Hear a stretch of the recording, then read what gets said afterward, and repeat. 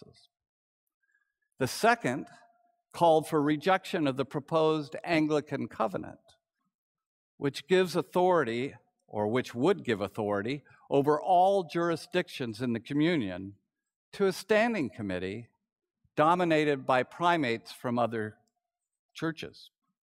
This would not only fundamentally change Anglicanism, it is a thinly veiled attempt to provide a means of punishing the provinces in the communion that no longer discriminate against its gay and lesbian members.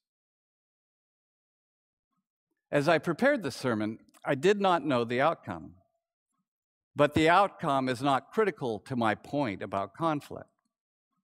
However, I now know how it came out, and I know that Anglicans in Auckland, by significant margins, want the General Synod to reject the Anglican covenant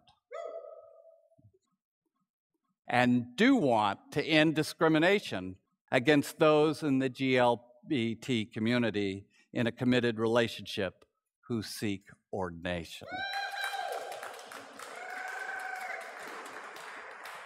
I might add it was 2/3 of the Synod who voted for both.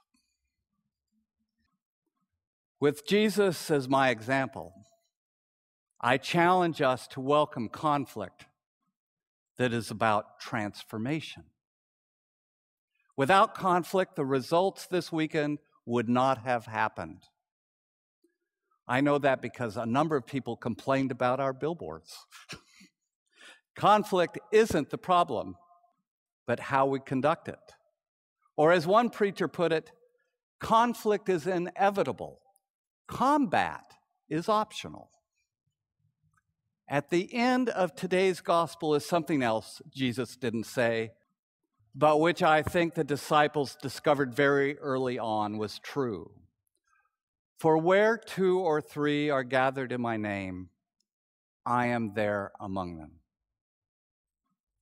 When Jesus is amongst us and not being tossed from the congregation as disruptive, we will not treat our opponents as the enemy, ascribing to them motives meaner than our own.